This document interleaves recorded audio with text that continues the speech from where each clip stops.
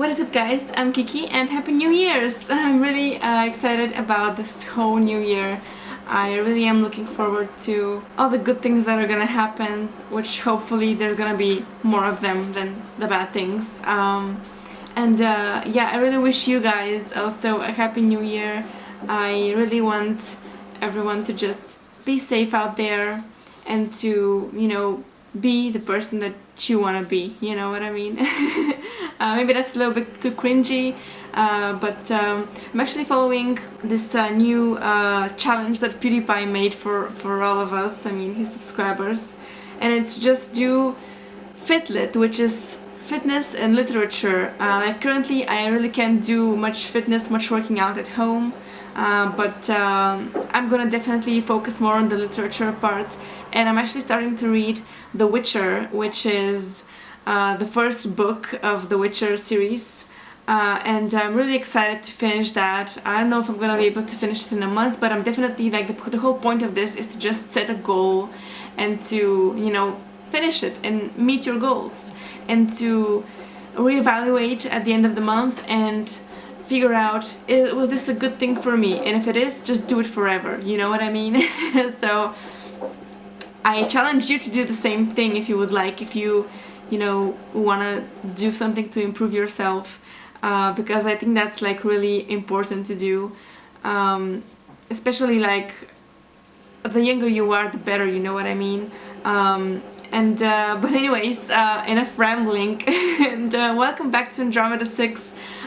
Today we're continuing the playthrough, and let's just see where we left off. And if I remember correctly, we last spoke to Aya, and she was basically explaining to us her backstory, which was pretty tragic, and so far all of the crew members have like a tragic backstory, which is indeed really sad. I hate hearing those kinds of things because, yeah, it might make you a little bit more hopeful, but yeah, it's just sad that it happened. It didn't really happen to them because they're fictional characters, but you know what I want to say. Okay. So and we left our room, and now my thoughts are so interrupted when I turn the corner to find someone leaning against the opposite wall, someone I'm not sure I particularly want to see right now. And of course it's Damon. Now look what the cat dragged out of the bag. Of course I would run into him of all people. Heaving a sigh, I brace myself for what's about to come. Are you here to kidnap me and turn me in all on your own? Sadly, no. Maybe some other time if we get the chance to. Then why were you waiting to ambush me right around the corner? He doesn't even bother trying to hide the growing smirk on his face. Damon doesn't just casually hang around the corridors. He was waiting for me, but what for, I wonder. I was bored. Damon looks anything but bored, if I'm being honest. Sapphire eyes glint sharply as he stares at me, curiosity and intrigue shining plain as day. It hurts knowing that as far as he's concerned, I'm as disposable as candy, especially with everything already going on in my mind. Damon was never friendly per se, but sometimes it felt like he cared. Perhaps he resents me because of my family, just like most people in Celiota. Getting blood out of fabric is ridiculously tiring, so I was just burning them outside. Less work this way, you know. I had almost forgotten how he claimed he took care of things last night, the blood staining his hands and cheek. Yet his hands are now pristine, skin unblemished, enough to make anyone in my position question if there really was any blood at all just a few hours ago. Doesn't death bother you? Or you know what, I don't care, or say nothing. I'm gonna ask him, doesn't death bother him? Bother him. A shiver makes its way down my spine, and words are leaving my mouth before I can even think them over. Doesn't it bother you, death? Why would it? Because it's terrible. The corners of his lips pull up, making it as clear as the bright sun outside just how much he's enjoying this conversation. Wouldn't know, never tried it. I'm serious.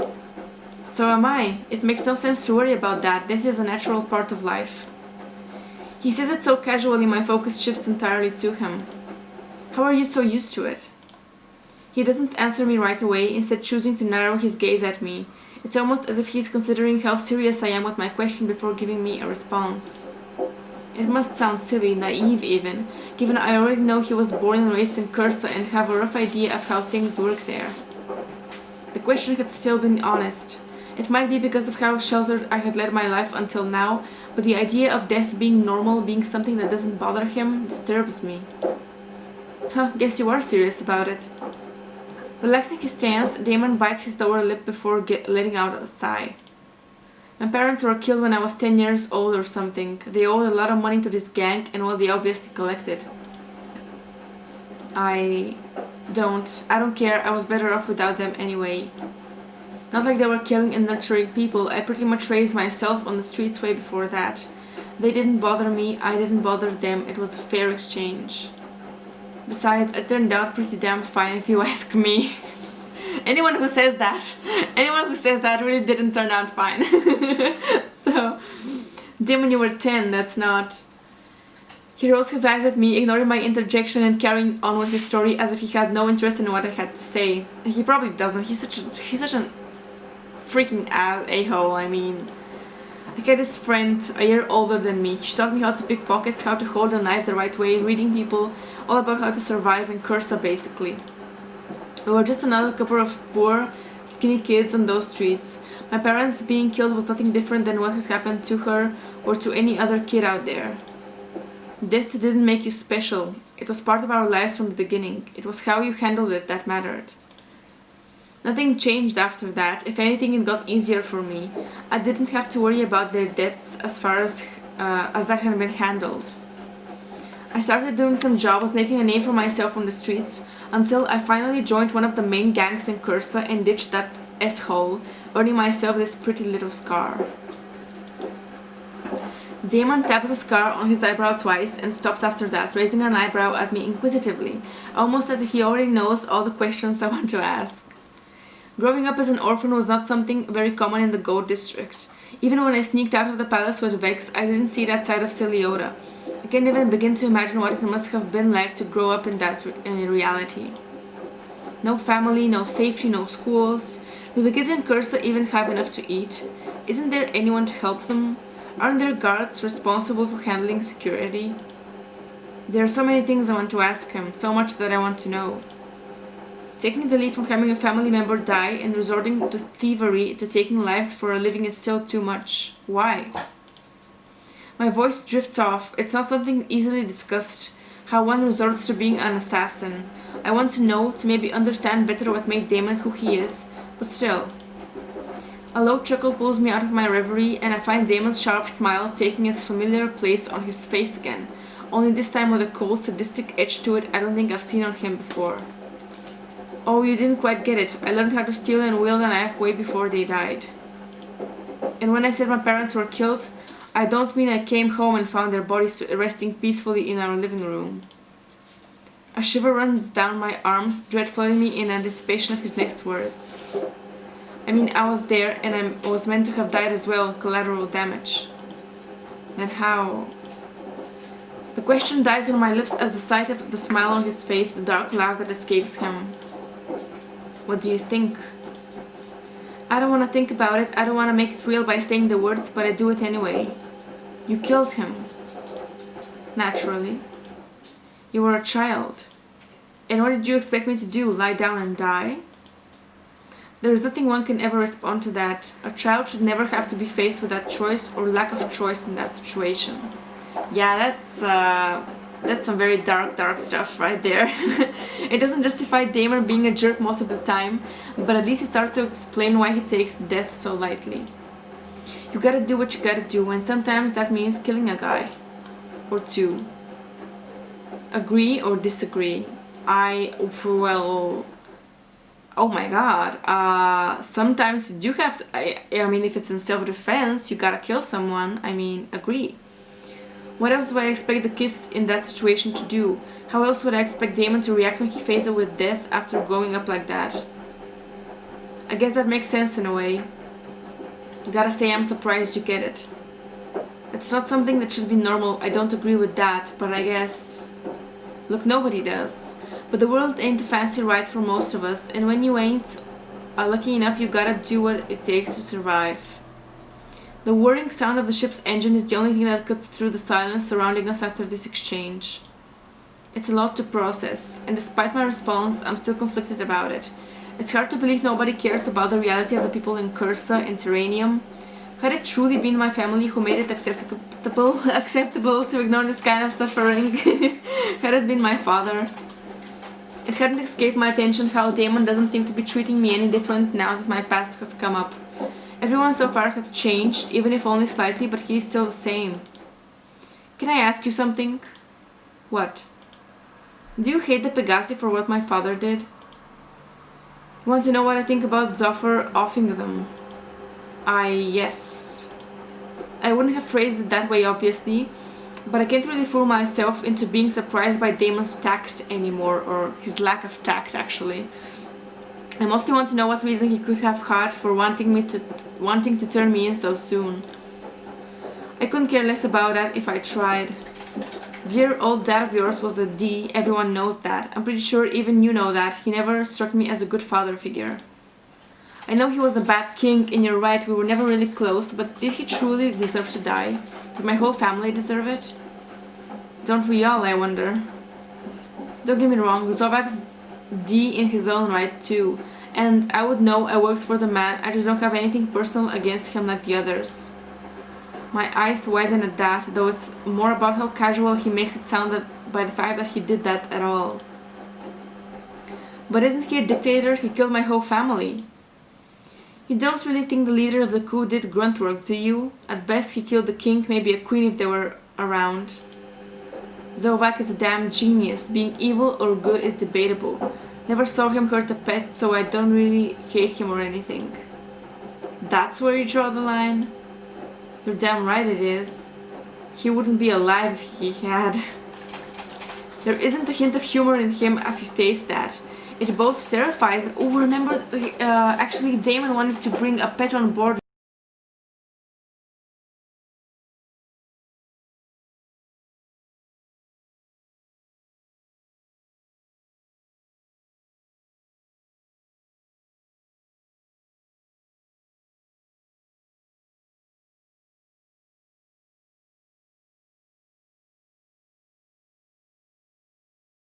We actually bonded over some stray cats in between jobs. Fun, easier times to live, I tell you. What did you do for him anyway? Oh, you know, this and that. Which clearly means murder and any other sort of criminal activity I could come up with, I'm assuming. Walk away or stay and listen. I'm gonna stay and listen to him. I first ran into the guy after I left Cursa and was looking for a job. It's not like I care who I worked for as long as they paid me. But then you left his gang? Nah, I never really joined it. I was more of a freelancer, that makes it easier to understand. Sure, he tried to sign me up, but I don't really appreciate being tied down. He ended up roping in some other guy, this kind of weird redhead, but he was aight. I used to call him Carrot Head even, but we lost contact after that. Anyway, it was a boring, lengthy assignment, so I passed it and left on good terms. A redhead who worked for Zovak. Damon couldn't possibly have known Vex before, right? Right. Pushing the thought from my mind, I try to stay focused on my questions. There is still a lot I want to know, several questions unanswered, and I'm not sure how much more he would be willing to let me ask. If you don't like being tied down, how come you're now a part of the Andromeda Six crew? Because I want to be. You know, you've passed this one question request a long time ago. You get one more, I've got stuff to do. Pursing my lips, I try to think of one final question despite not being any need for that. There is only one more thing that I need to know, one thing that's been bothering me since last night, and another chance to ask will hardly come by. Why did you want to sell me out? Because it's the obvious choice to make. With a sigh, he runs a hand through his hair before looking at me through narrowed eyes. If you're hoping for an apology, stop. Having you around has been fun and all, but at the end of the day, we are the ones with the big A bounty on our heads, and I don't like having to work even harder to make sure these idiots stay alive. Or you, for that matter. Shipping your butt off to Zobak would dead A be the easiest way out of this mess, but somehow Cal's grudge against this guy is still bigger than logic, so... And don't even think about asking me about it. ain't my story to tell. Cole may be an idiot sometimes, but I like the guy, not to mention I owe him. I can appreciate the respect he seems to have for Calderon and for keeping the captain's business his own, but I am also quite curious by what he had meant by saying he owes him. You'd miss me if you sold me out, or I don't want to be a burden, I'll prove I'm useful, or we're stuck together now. I'm gonna say I don't want to flirt with Damon anymore, honestly, so we're stuck together now. Maybe Damon was truly born a cold-hearted bastard. Maybe life made him that way, I can't really be sure. What I can be sure of is that he doesn't hate me for being a Pegasi, or wait, Pegasi is like the name of the family, right? Because I'm still a little bit confused about that. Or thinks I'm made of glass, and I'm glad for it. Still, despite our different opinions and ideas, Damon seems to have backed off the idea of turning me over to Zovak. Maybe one day we can eventually build this into an actual friendship. At least he would be a good debate partner. What? Nothing, just thinking that regardless of everything, we're now stuck together. Might as well make the best of it. Hope we stick a cat into the ship and I've got your back. I'll take that into consideration. Yeah, I like cats too, don't worry about it, Damon.